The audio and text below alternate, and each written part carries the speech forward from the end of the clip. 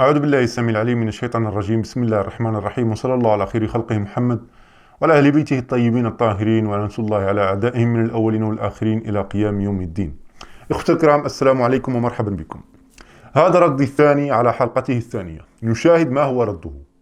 الحلقة الأولى في الرد على جواب ذو الفقار المتشيع المقنع. لا، هذه الأساليب لا تنفع. هذا ردك الثاني وليس الأول، فأنت من دعوتني إلى المناظرة، والمداخلة الأولى كانت لك فرديت أنا عليها، وهذه هي مداخلتك الثانية وليست الأولى، فلا تغالط. نشاهد الصورة وهو بنفسه كتب الحلقة الأولى. كتبت الحلقة الأولى والآن ترد علي وتكتب الرد الأول. ما هذا؟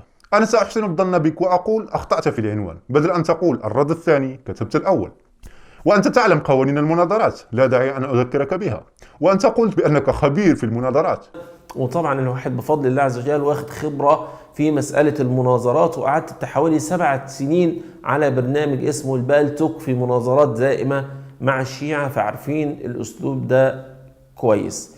بما أنك خبير في المناظرات فأنت تعلم أنك أنت من طلب المناظرة، وفي ردك الأول قررت ووضحت ما عندك وطرحت السؤال، فيكون ردك هذا الثاني وليس الأول، فصحح عنوان مقطعك.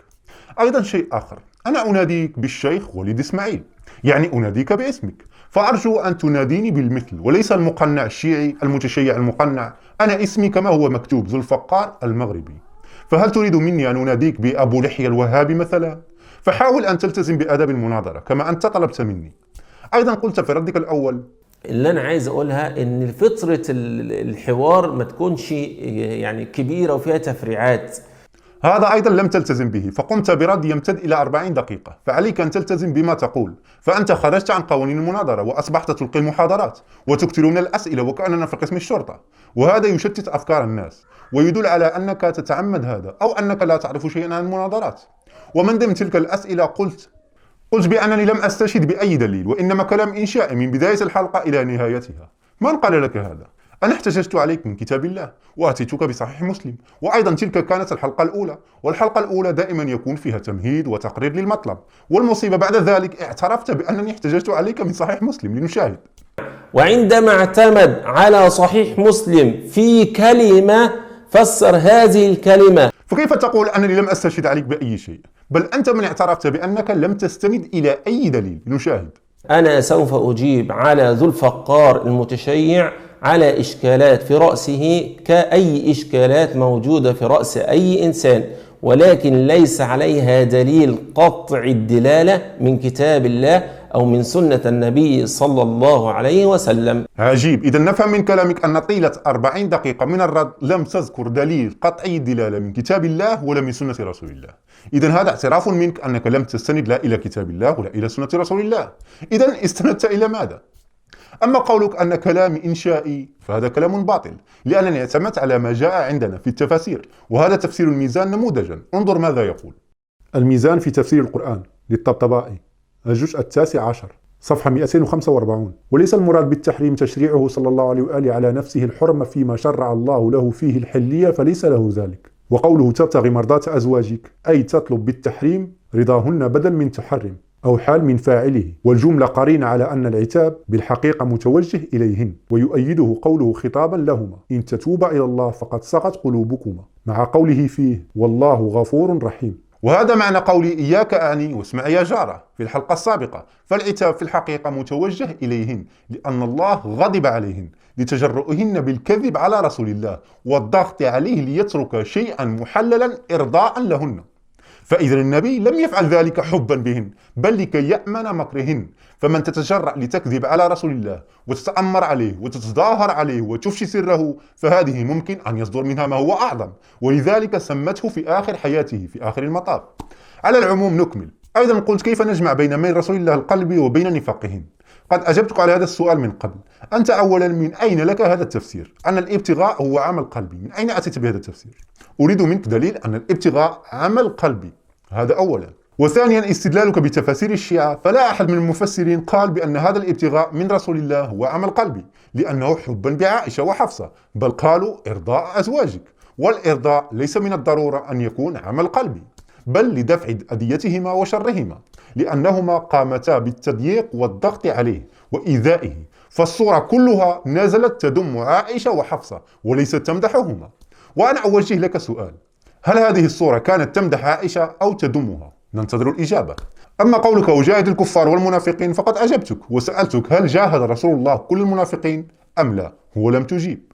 قلت بأنني أقريت بدون أن أشعر بأن النبي طلب رضاها، وفي الحقيقة هذا يدل على أن موقفك صعب ولا تحسد عليه، لأن ابتغاء النبي ذلك لموافقة عائشة، والذي عبر عنه القرآن الكريم بمرضاة، لا خلاف عندنا معكم فيه، وإنما الخلاف هل أرضى النبي عائشة حبا بها أم ليأمن مكرها وبسبب الضغط الذي حدث عليه. فلا تلبس على الناس، فرسول الله حين امتنع عن فعل ذلك الشيء كان بسبب عائشة وحفصة، هما من دفعه إلى ذلك، وليس مبادرة من رسول الله حبا في عائشة وحفصة كما أنت تريد أن توهم الناس. فرسول الله لم يقل أريد أن أرضي عائشة أو أنه يبحث عن رضاها، إنما المؤامرة ضد رسول الله والكذب عليه وأذيته جعلته يحرم على نفسه شيئا لدفع شرهما. ثم أنزل الله الآية وجعل عائشة أقل شأنا من أن يمتعني عن أكل العسل أو تحريم ماريا لأجل عائشة وحفصة، فالله اعترض على أمر قد يرضي عائشة. أما قولك أن رسول الله كان يؤلف قلوب المنافقين، نعم، وعائشة وحفصة من هؤلاء المنافقين الذين كان رسول الله يؤلف قلوبهم، وأتيتك بالدليل من كتاب الله. قولك ليس موضوعي أن النبي إذا سرق الغلظ على المنافقين فقد سقط عنه النفاق. كيف ليس موضوعك وأنت ذكرت الآية التي يأمر الله فيها رسوله بمجاهدة الكفار والمنافقين، وقلت كيف نجمع بين هذه الآية وابتغاء رسول الله رضا عائشة وحفصة؟ عجيب هذا التناقض. قلت استمالة النبي لقلوب الكفار لا يعني طلب العفو والرضا، والذي هو معنى الاسترضاء. أسألك هنا، حينما يقوم النبي بعدم الغلظ على الكفار والمنافقين بل وإعطائهم أكثر من المسلمين، هل بهذا الفعل يكون أرضاهم أم لا؟ سأجعلك تجيب على سؤالك بنفسك. قلت من أين علمت أن عائشة كانت منافقة قبل سورة التحريم؟ أنا طبقت كلام الله عليها. نشاهد القرآن الكريم، سورة التوبة: وممن حولكم من الأعراب منافقون ومن أهل المدينة مرضوا على النفاق لا تعلمهم نحن نعلمهم سنعذبهم مرتين ثم يردون إلى عذاب عظيم. الله يعلم بأنها منافقة، فقال لنبيه لا تحرم هذا على نفسك لكي لا ترضي عائشة المنافقة لأنها لا تستحق. ثم إن النفاق الذي نتكلم عنه هنا أعم مما ذكرت أنت، فللمنافق علامات، منها إذا حدث كذب، وإذا وعد أخلف، وإذا أؤتمن خان، وسبحان الله فصحيباتك قد طبقناها. هذا غير موقفها من علي، وأنت تعلم مبغض علي منافق. قلت كيف للنبي أن يسترضي منافقة ويشرب ويأكل معها؟ النبي يعامل الشخص على ظاهر الإسلام، والله تكلفوا بالباطن، وكان لا بد للنبي أن يفعل ذلك، لأنك كما تعلم ويعلم المجاهدون أن الله زوج النبي من عائشة ابتلاء للأمة، فالجنة تريد والنار تريد، فأراد أن يعلم هل يطيعونها أم يطيعون علي بن أبي طالب. راجع البخاري. قلت إذا أنا قلت أن النبي يمكنه الزواج من منافقة كافرة ومعاشرتها فعليك بالدليل.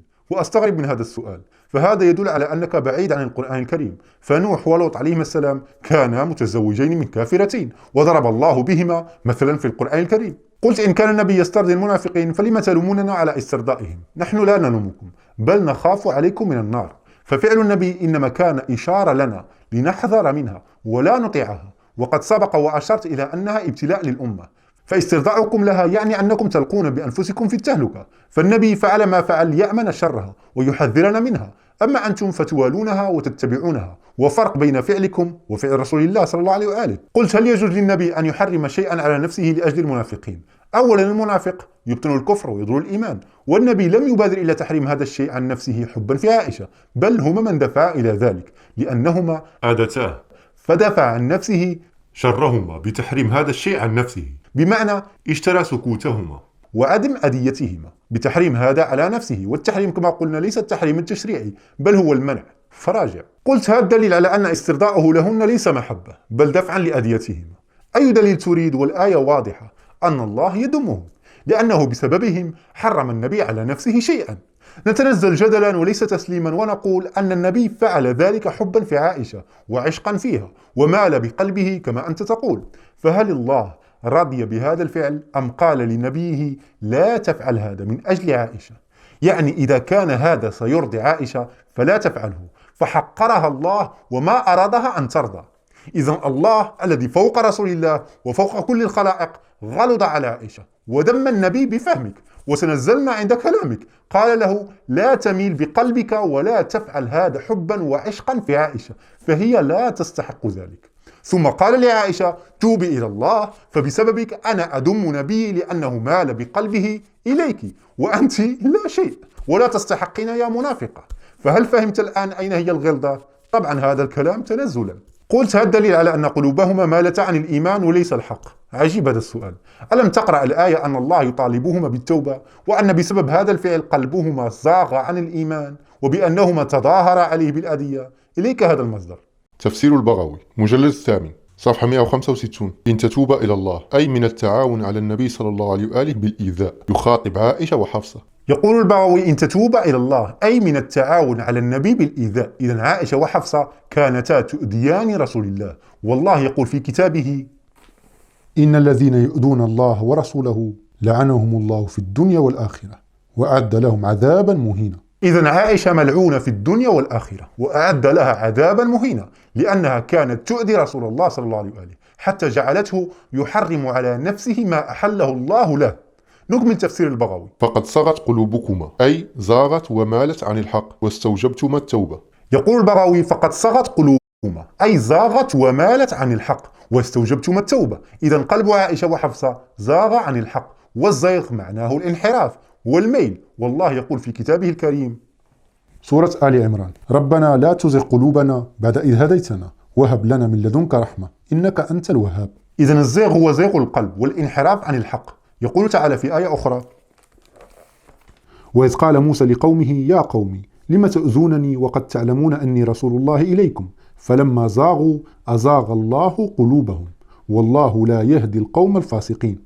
فلما زاغوا أزاغ الله قلوبهم. نشاهد التفسير. تفسير القرآن العظيم لابن كثير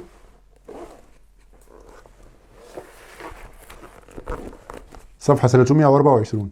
وقوله تعالى فلما زاغوا أزاغ الله قلوبهم أي فلما عدلوا عن اتباع الحق مع علمهم به أزاغ الله قلوبهم عن الهدى وأسكنها الشك والحيرة والخذلان. فلما زاغوا أزاغ الله قلوبهم أي فلما عدلوا عن اتباع الحق مع علمهم به أزاغ الله قلوبهم عن الهدى وأسكنها الشك والحيرة والخذلان. لنشاهد هذا المصدر. جامع أحكام القرآن للقرطبي مجلد 20 صفحة 440. فلما زاغوا أي مالوا عن الحق أزاغ الله قلوبهم أي أمالها عن الهدى. وقيل فلما زاغوا عن الطاعة أزاغ الله قلوبهم عن الهداية. وقيل فلما زاغوا عن الإيمان أزاغ الله قلوبهم عن الثواب. وقيل أي لما تركوا ما أمروا به من احترام الرسول صلى الله عليه وآله وطاعة الرب خلق الله الضلالة في قلوبهم عقوبة لهم على فعلهم.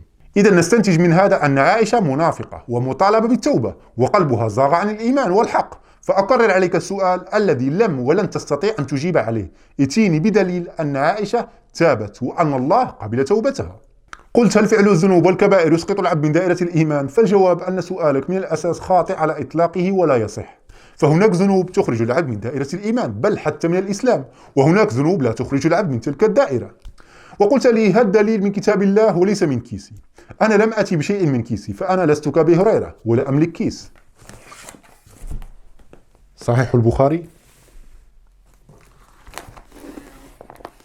صفحة 1135. قال حدثني أبو هريرة قال النبي صلى الله عليه وآله يذكر الحديث إلى أن يقول فقالوا له يعني لأبي هريرة سمعت هذا من رسول الله صلى الله عليه وآله؟ قال أبو هريرة لا هذا من كيس أبي هريرة. فلا ترميني بما موجود بمن تتبع وابتعد عن الإساءات والتزم بشروط المناظرة. فكل شروط المناظرة خالفتها ولم تلتزم بها، ثم تقول أنا عندي خبرة في المناظرات. الآن عرفنا ما هي خبرتك وكيف تستعملها في المناظرات. ثم ذكرت قول الله تعالى مخاطبا رسول الله في قوله تعالى ولو تقول علينا بعض الأقاويل لأخذنا منه باليمين ثم لقطعنا منه الوتين. ثم قلت لا تركن إلى الوعيد. هل تقصد أن الله أنزل آية الوعيد في النبي؟ من أين لك هذا؟ هذا أمر افتراضي أنه لو فعل النبي ذلك سيكون كذا، وليس أن رسول الله صلى الله عليه وآله فعل ذلك وأن الله يهدده من أمر قد حصل، بل العكس. هنا الله تعالى ينزه النبي عن اختلاق الكلام عليه ويبين أنه صادق أمين، ولو لم يكن كذلك لأماته.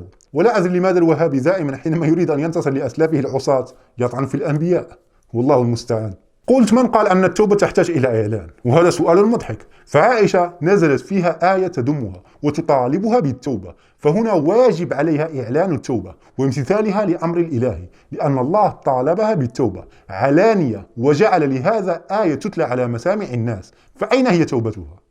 ولو لم يرد الله منها توبة علانية لاكتفى بإنزال الوحي على النبي مطالبا عائشة بأن تستغفر وتتوب بلا آية، ولكن نزول الآية يعني الأمر عظيم جدا ولا بد من أن تعلن توبتها. وهل نسيت قول الله عز وجل حين ذكر في كتابه على بعض الصحابة؟ شاهدوا معي. سورة التوبة: وعلى الثلاثة الذين خلفوا حتى إذا ضاقت عليهم الأرض بما رحبت وضاقت عليهم أنفسهم وظنوا أن لا ملجأ من الله إلا إليه ثم تاب عليهم ليتوبوا إن الله هو التواب الرحيم. الله ذكر في كتابه أنه تاب عليهم، فأنت لم تجيبني على سؤالي الذي طرحته عليك وأعيده لك. أريد دليل من كتاب الله وسنة رسول الله أن عائشة تابت من هذا الذنب العظيم، وبعد ذلك ائتيني بدليل أن الله قبل توبتها وتاب عليها كما تاب على هؤلاء الذين ذكرهم الله في الآية. فذنب عائشة عظيم وخطير. قلت ليس كلامي أن النبي غلط على المنافقين أو لم يغلط. عجيب، هل نسيت سؤالك في أول الحلقة؟ قلت كيف نجمع بين ابتغاء النبي لعائشة وحفصة وميله القلبي وبين آية يا أيها النبي جاهد الكفار والمنافقين واغلظ عليهم؟ فأنت لم تأتي بالدليل على أن رسول الله فعل ذلك بقلبه حبا بعائشة، وإنما أطلقت الكلام جزافا وبنيت عليه. أما الآية الكريمة فهي خلاف كلامك تماما. قلت الجهاد إنما يكون بحسب المصلحة، فإن أبي بن سلول كانت له شوكة لا يستطيع النبي أن يغلظ عليه. أنت هنا تناقضت وحاولت أن تنقذ نفسك فوقعت في كارثة. فكما أن أبي بن سلول له شوكة فعائشة كذلك، فجوابك هناك هو جوابي هنا، والحمد لله أنك رددت على نفسك. نشاهد هذا المقطع.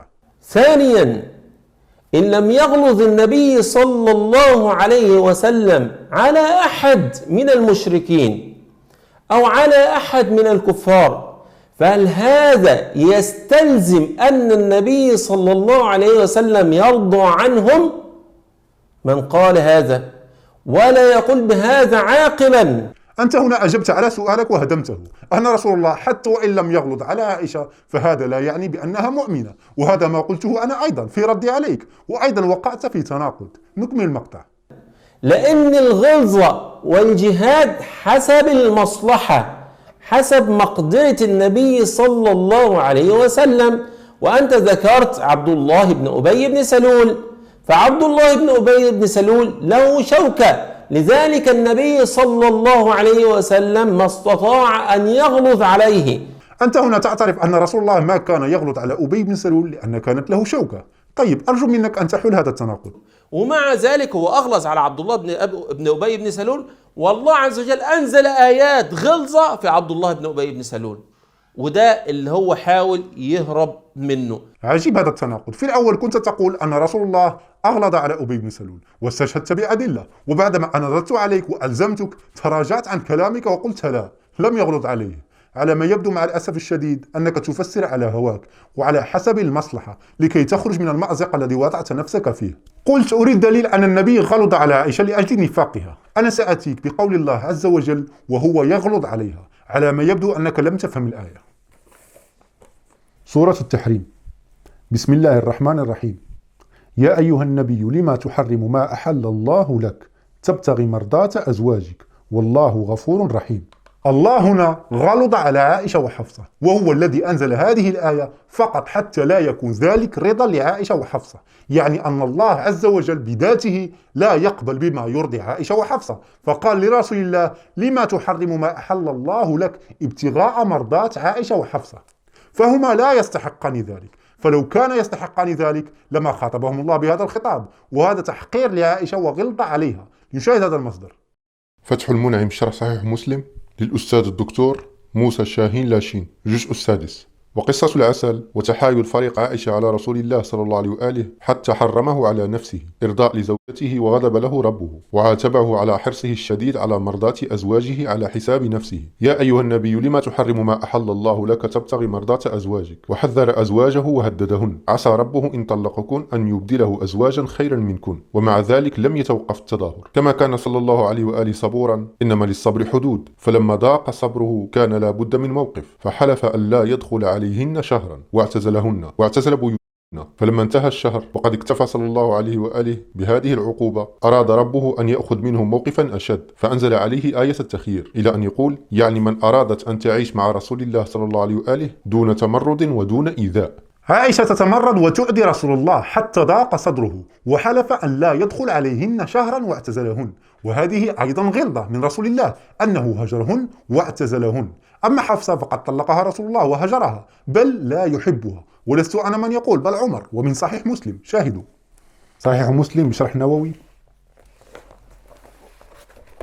صفحة 1805.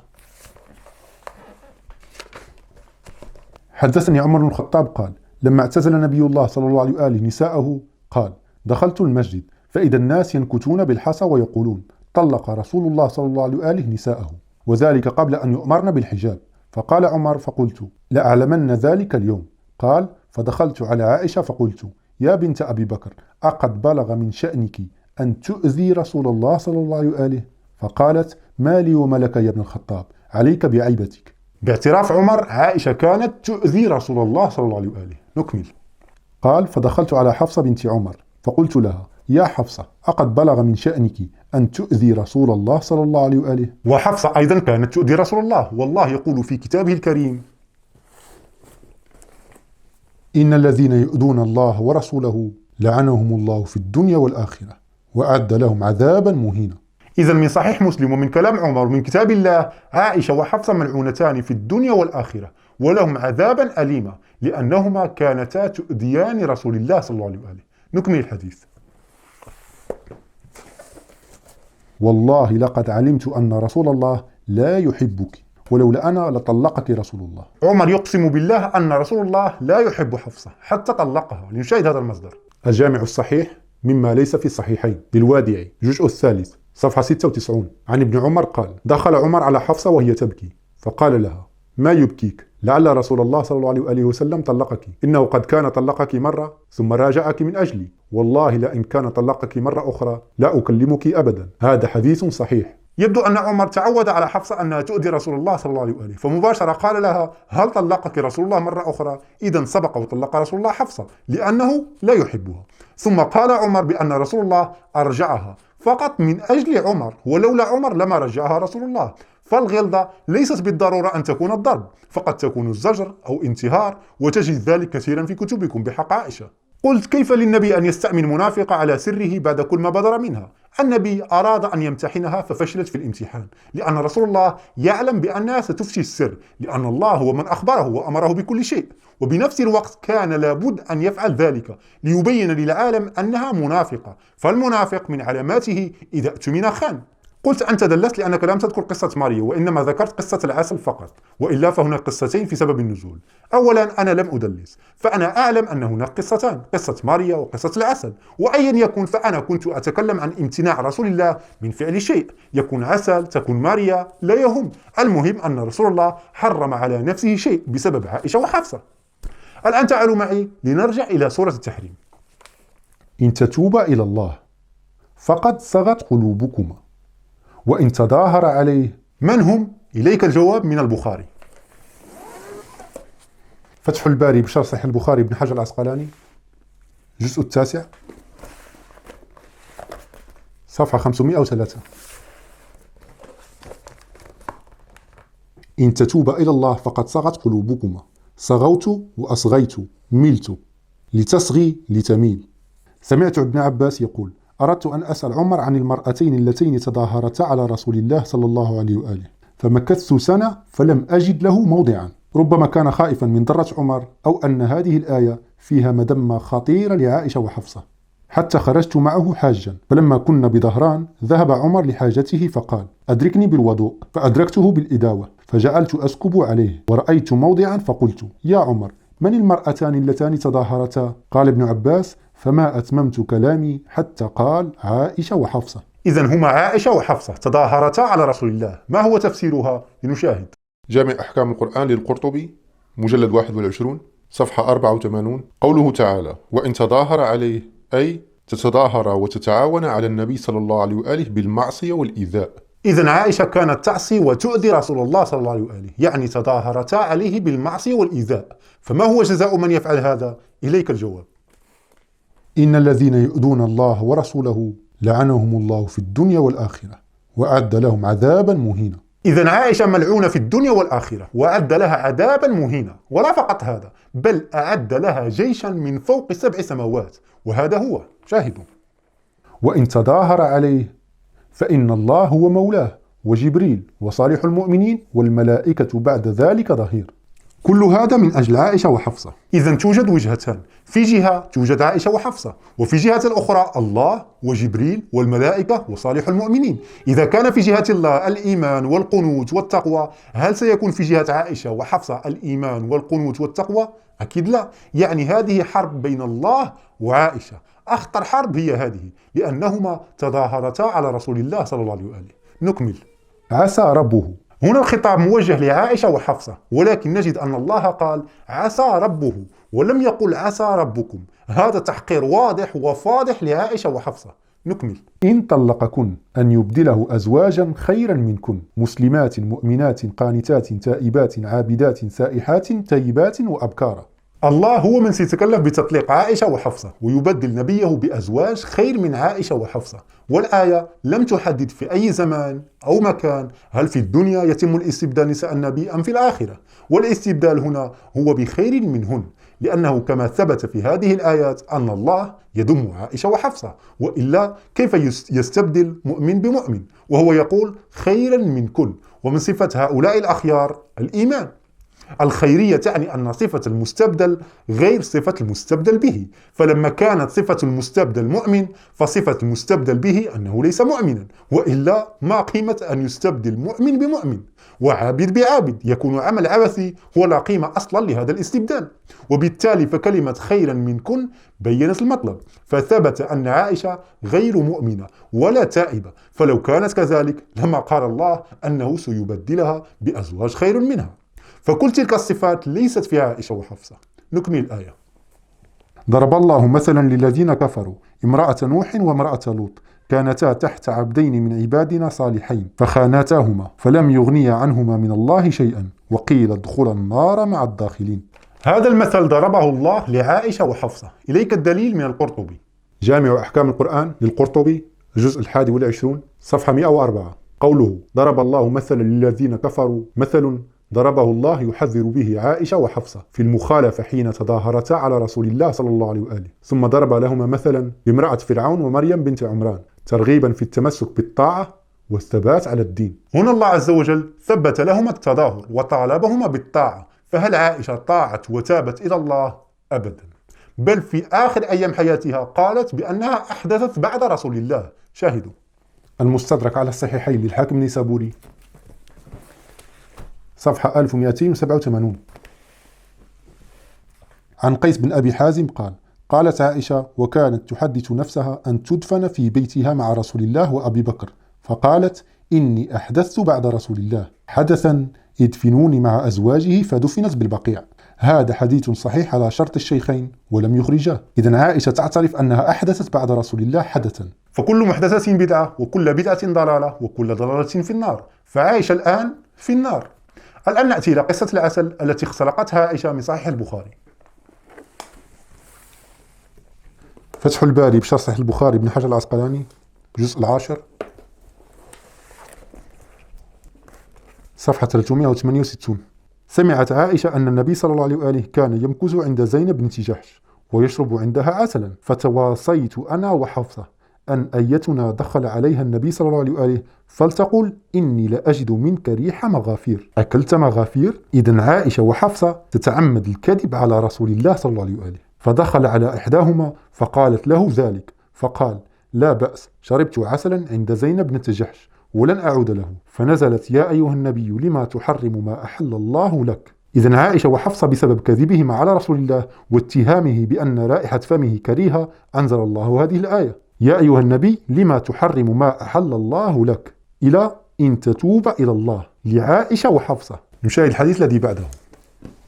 عن عائشة قالت كان رسول الله صلى الله عليه وآله يحب العسل والحلوى، وكان إذا انصرف من العصر دخل على نسائه فيدنو من إحداهن، فدخل على حفصة بنت عمر فاحتبس أكثر ما كان يحتبس، فغرت فسألت عن ذلك فقيل لي أهدت لها امرأة من قومها عكة عسل، فسقت النبي صلى الله عليه وآله منه شربة. فقلت أما والله لنحتالن له. إذن عائشة تحتال على رسول الله صلى الله عليه وآله. فقلت لسودة بنت زمعة إنه سيدنو منك، فإذا دنا منك فقولي أكلت مغافير. عائشة تعلم سودة الكذب على رسول الله صلى الله عليه وآله، فإنه سيقول لك لا، فقولي له ما هذه الريح التي أجدها منك، فإنه سيقول لك سقتني حفصة شربة عسل، فقولي له جرست نحله العرفط، وسأقول ذلك، وقولي أنت يا صفية ذلك. قالت تقول سودة فوالله ما هو إلا أن قام على الباب فأردت أن أبادئه بما أمرتني به فرقا منك، فلما دنا منها قالت سودة يا رسول الله أكلت مغافير؟ قال لا. قالت فما هذه الريح التي أجدها منك؟ قال سقتني حفصة شربة عسل. فقالت جرست نحله العرفط، فلما دار إلي قلت له نحو ذلك، فلما دار إلى صفية قالت له مثل ذلك، فلما دار إلى حفصة قالت له يا رسول الله ألا أسقيك منه؟ قال لا حاجة لي فيه. يعني بعد كل هذا الكذب من هؤلاء النسوة رسول الله ما تحمل وقال لا حاجة لي فيه. قالت تقول سودة والله لقد حرمناه. قلت لها أي عائشة اسكتي، يعني بسبب عائشة وأكذبها رسول الله حرم العسل على نفسه لا حبا في عائشة، ثم تقول والله لقد حرمناه، يعني بسبب هذه الأكاذيب حرموا رسول الله من أكل العسل. هنا عائشة تعمدت الكذب على رسول الله صلى الله عليه وآله حتى أدى الأمر أن يحرم رسول الله على نفسه شيئا يحبه. فما هو جزاء من يتعمد الكذب على رسول الله؟ لا فقط يكذب، لا بل يتعمد الكذب. إليك الجواب. صحيح مسلم صفحة 11. قال رسول الله صلى الله عليه وآله من كذب علي متعمدا، وعائشة كذبت عليه متعمدا، فما هو جزاؤها؟ فلتتبوأ مقعدها من النار. إذن عائشة الآن في قعر جهنم، ولست أنا من يقول بل كتبكم هي من تقول. والآن انتهينا من الرد على ما أتيت به ونسفنا حججك والحمد لله. والآن جاء دوري لكي أضع لك بعض الأسئلة. لنبدأ. السؤال الأول ما الدليل على أن الابتغاء هو عمل قلبي؟ السؤال الثاني عائشة تعمدت الكذب على رسول الله والنبي يقول من كذب علي متعمدا فليتبوأ مقعده من النار، فما حكم عائشة الآن؟ السؤال الثالث هل الآية ذم في عائشة أم مدح؟ السؤال الرابع ما الفرق بين الإرضاء والاسترضاء وأيهما المراد منه هنا بحسب منهجك؟ السؤال الخامس هل غلظ النبي على كل المنافقين أم لا؟ السؤال السادس ما معنى الغلظة وما هي مصادقها؟ السؤال السابع هل فعل عائشة آذى رسول الله صلى الله عليه وآله أم لا؟ فإن قلت لا فأنت تسفه نفسك أمام أتباعك، وإن قلت نعم فالله قد قال إن الذين يؤذون الله ورسوله لعنهم الله في الدنيا والآخرة، فما حكم عائشة وفق هذه الآية وقد آذت النبي صلى الله عليه وآله؟ السؤال الثامن هل أخطأ النبي عندك في هذه الآية عندما حرم حلالا على نفسه أم أصاب؟ والسؤال التاسع هل أرضى النبي بعد المنافقين أم لا؟ لن أزيد عن 9 أسئلة رفقا بك، مع أنك في مقطعك السابق قد حشوته بالأسئلة كما هي عادتكم، فالمفروض المناظرة تكون الأسئلة فيها معقولة وقليلة ليتسنى للطرف الآخر الإجابة عليها بالتفصيل، مثلا 3 أسئلة أو 4 أو 5، أما أكثر من 20 فهذا تهريج. فأنا التزمت بأدب الحوار وطرحت ما هو معقول وسأستمر معك بهذا النهج، أما إن بقيت على هذا الحشو فسوف يكون مقطعي القادم مختلفا تماما، وسأمطرك بالأسئلة ليريك أننا لسنا عاجزين عن ذلك، وسنجعل أسئلتنا ضعف أسئلتك، وكما نحن ملزمون بالإجابة على ما تسأل فأنت مطالب بالإجابة على ما نسأل، لكننا نحترم عقول الناس ونراعي ظروف المناظرة. فهذه المرة أجبناك إجمالا لأنك أكثرت من الأسئلة، أما المرة الثانية فنتمنى منك الالتزام بأدب الحوار من خلال مناداتي بالاسم الذي أحب كما أنا أفعل معك، ومن خلال جعل الأسئلة معقولة. هذا وصلى الله على خير خلقه محمد وعلى أهل بيته الطيبين الطاهرين.